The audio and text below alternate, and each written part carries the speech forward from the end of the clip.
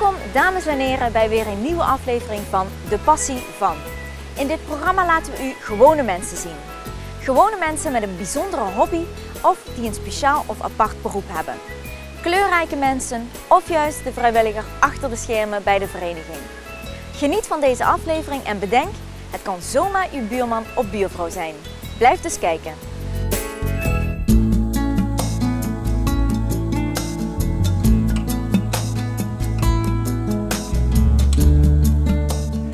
Nou, mijn passie houdt in dat ik met alles wat eigenlijk in de gemeente Venray eigenlijk op het gebied van natuur gebeurt, daar zit ik op een of andere manier, heb ik daar wel iets mee te maken. Dat is gekomen omdat ik eerst als kring Venray van het Natuurhistorisch Genootschap, toen reageerden we op allerlei dingen die uitgevoerd werden in Venray op het gebied van natuur.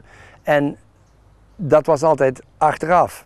En dan zeiden ze, ja, je hebt helemaal gelijk, waarom heb je dat niet in het beginfase verteld? Ik zei, ja, maar toen wisten we nog niet dat jij dat zo ging doen. En toen zeiden ze, nou, het lijkt me verstandig als je in de beginfases mee gaat denken. En zo is het gekomen dat ik dus in de reconstructie terecht ben gekomen, in het beheer van de bossen van Venray terecht ben gekomen, in het Limburgs landschap, in de beheercommissie terecht ben gekomen.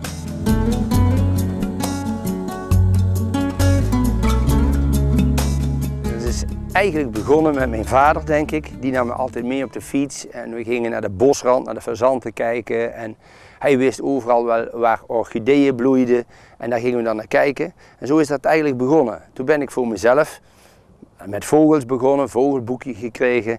En langzaamaan breidde zich dat uit. In militaire dienst kwam ik iemand tegen die was helemaal gepassioneerd van planten. Dus ik werd meteen geïnfecteerd. En toen werden ook planten mijn ding. En na mijn militaire diensttijd, toen woonde ik in Oostrum. Toen deed ik alles eigenlijk alleen. Toen ontmoette ik mensen van het IVN. En daar heb ik me toen bij aangesloten. Daar vond ik mijn publiek eigenlijk een beetje. Maar na een tijdje begon het toch te kriebelen en toen heb ik me aangesloten bij het Natuurhistorisch Genootschap, want die houden zich veel meer bezig met veldstudie. Aanvankelijk ging ik ook bij de vogelwerkgroep van het genootschap, later bij de amfibieën en reptielenwerkgroep, de herpeto-werkgroep heet die. Een kikkertje, een bruin kikkertje. Dat is een jong bruin kikkertje kan van dit jaar zien. We hebben dan nog een poel. Dat is eigenlijk bijna het enige water wat we hier hebben op de Bosshuizen. En daar komen die uit. En die gaat nou overwinteren. Nog echt flink eten, jongen.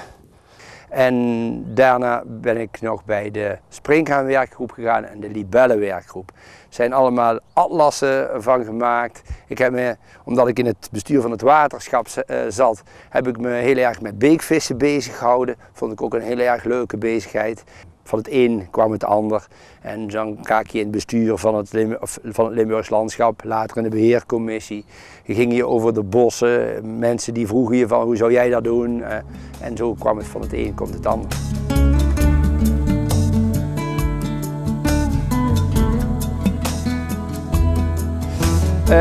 Dit is vroeger het terrein geweest van het waterwindbedrijf. En daar stond een groot gebouw aan die kant. En hier waren de bezinkvijvers. En dat was de Rijnwaterkelder. Oeh. Echo, hè? Nou, we hebben hier te maken met dit is de voormalige Rijnwaterkelder. Dus met een enorme oppervlakte. En met allemaal pilaren aan de binnenkant. En dan werd het water gewoon opgeslagen. Maar nou, omdat het hele watergebeuren hier gestopt is, hebben we daar het Limburgs landschap een vleermuiskelder van gemaakt. Dus die vleermuizen die hangen, overal in die kelder kunnen die hangen. Het zal wel een paar jaar duren voordat er zijn. Maar een goede vriend van mij, Henk Heiligers, die heeft al verteld dat er wel al vleermuizen zijn waargenomen.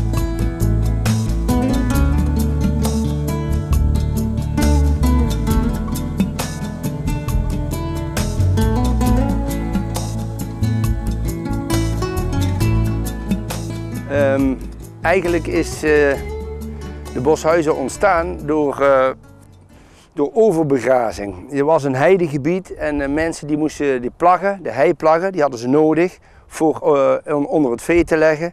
En ja, als je van hier naar Oostrum moet, dat is toch een eindje lopen. Dus ze gingen eigenlijk waar de hei begon, daar werd overgeplacht en ook overbegraasd, waardoor het zand ging stuiven. En dat stuiven dat werd steeds erger, dat konden we op een gegeven moment niet meer tegenhouden. En daarom zie je ook bijna overal rond Venray, al die dorpen, die hebben hun eigen stuifzandgebieden. En dit is het stuifzandgebied dat eigenlijk hoorde bij Oostrum. Het was dus een voormalig heideterrein. En ja, later was het alleen maar zand en daar kwamen dan die jeneverbessen in. Allerlei bepaalde grasjes die erin thuis horen. Ja, toen kwamen er overal bomen en het hele gebied dat groeide eigenlijk dicht met dennen, met berken, met eiken, met allerlei bomen. En dat heeft heel lang geduurd. En ja, het Limburgs landschap heeft op een gegeven moment aangekocht en die hebben er rigoureus enorm veel in gekapt. En veel bomen eruit gehaald.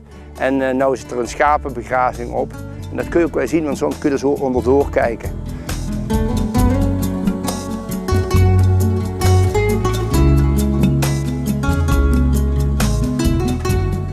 Ja, oh, dit is een leuk plekje, zeg. 1, 2, 3,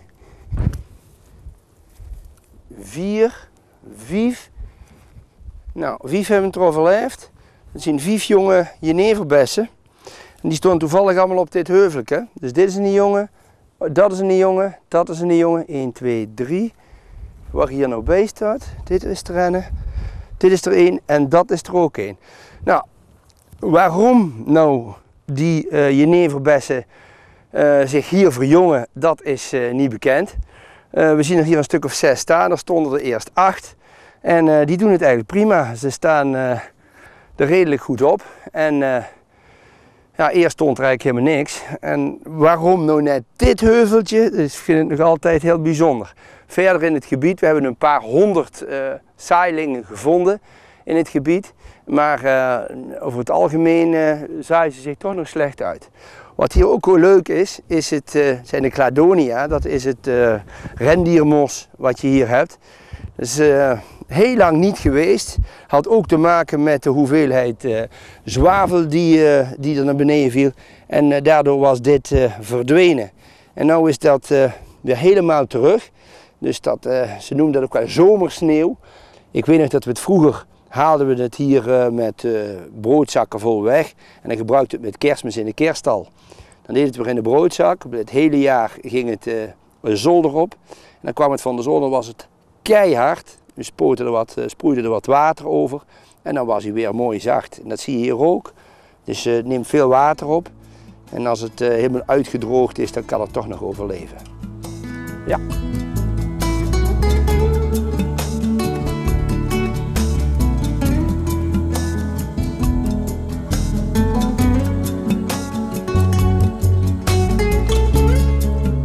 Ik had het er ook al over dat er een heidelucifer was. Nou, hier zie je die heidelucifer met die rode bloeiwijzen op de kop. Dus er komen een soort sporen vanaf. En ja, dat is hartstikke mooi om te zien. Ook in de winter dan kun je heel goed deze soorten gaan bekijken, want die bloeien dan vaak volop. Dit is nou net, zij zijn nou net begonnen. En dan staat het hier, daar staat het vol, hier staat het vol. Mooi.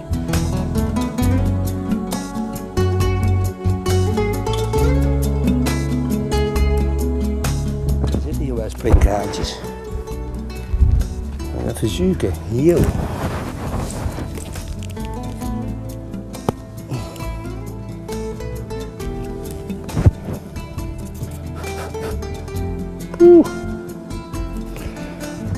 Dat wil je opzetten, joh. Dit zien ongetwijfeld knopsprietjes. Nou, we hebben hier een piepklein sprinkhaantje. En aan die top van die antennes, daar zit ik weet niet of je dat scherp kunt krijgen, daar zit een knopje aan. Ze zijn meestal mooi gekleurd, ze zijn piepklein, ik zal het proberen goed vast te krijgen. Ja? Dus ze zijn echt heel klein, ze zijn vaak mooi gekleurd met bruin en groen en grijs en gestippeld vaak. Maar ze zijn herkenbaar aan die puntjes, aan die antennes. En daarom heet ze knopsprietje. Echt een specialist van dit soort, ja, hele arme gronden.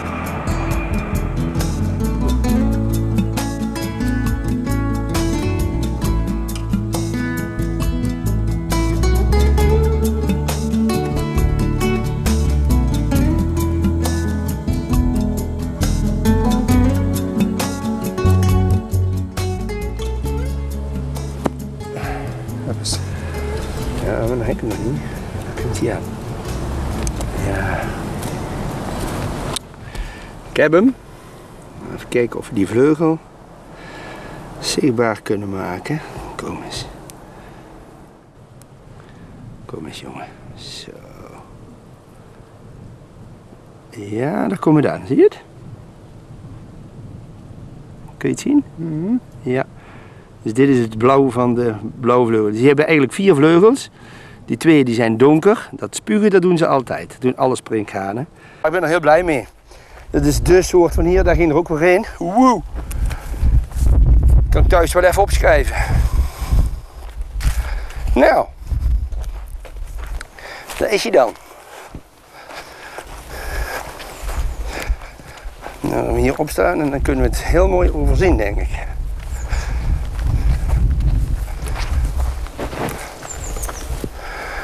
Ja.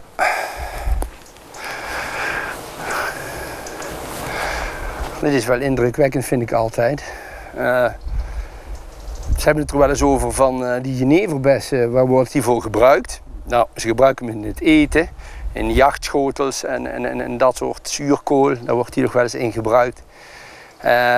De bes, de boom is eigenlijk tweehuizig. Dus je hebt mannetjesbomen en vrouwtjesbomen.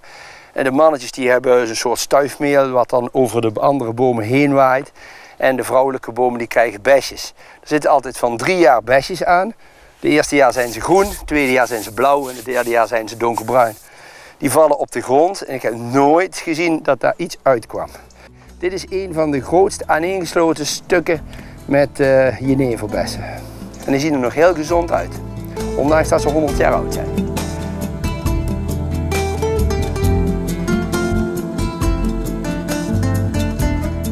Oeh, dit is leuk. Ha, dit is leuk. Kijk eens. We hebben hier allemaal kuiltjes in het zand, zie je dat? Dat is een dier die dat doet. En dat is namelijk de mierenleeuw. Ja, ja, leeuwen in de boshuizen. Mierenleeuwen in dit geval. Ze zitten daar te wachten en als er nou een mier of een ander insect over die rand loopt, dan zitten zij helemaal onder in het kratertje. En dan schieten ze zand omhoog zodat dat insect erin valt en zij pakken hem eruit.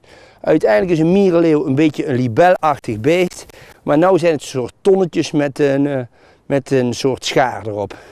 Zo'n knip gebeuren. Ik zal proberen er eens eentje uit te graven. Okay. Ja, hier heb ik hem. Dit is hij. Zie je? Dit is een tonvormig lijfje. En daar vooraan zitten een paar van die hij loopt nog een beetje achteruit. Hij wil zich ook het liefst ingraven, dat zul je daar zien hoe snel hij dat kan. En dan maakt hij weer gewoon zijn nieuwe holletje. En, daar vooraan zitten die 2 punten. De mierenleeuw. Grappig ding, hè? We zullen hem eens even neerzetten, kijken of die zich ook rap ingraaft. Kom. Kijk. En weg is hij. Zie je?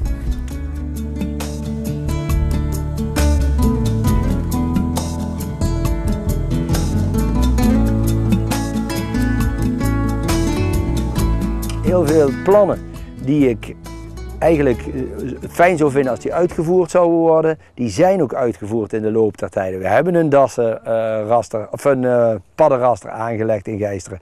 We hebben 22 poelen aangelegd. Het voorbeeldgebied is er gekomen. Allerlei ideeën die we hadden over de bossen, die zijn door de Mark allemaal uitgevoerd. En dat geeft eigenlijk ook toch weer nieuwe bezieling om verder te gaan en om door te gaan daarmee. Dat vind ik dan ook leuk om te doen en ik vind het ook fijn als we van Venray een mooie gemeente kunnen maken. En daarvoor doe ik het eigenlijk ook. Bedankt voor het kijken naar deze aflevering van De Passie Van. Kent u ook iemand in uw omgeving die een passie heeft? Een verzamelaar, een knutselaar, een natuurfreak, een kunstenaar of iemand die zijn werk als passie heeft? Geef deze persoon dan op aan de redactie van Pil en Maas TV of Weekblad Pil en Maas. Tot de volgende laatste donderdag van de maand. Tot de volgende Passie Van.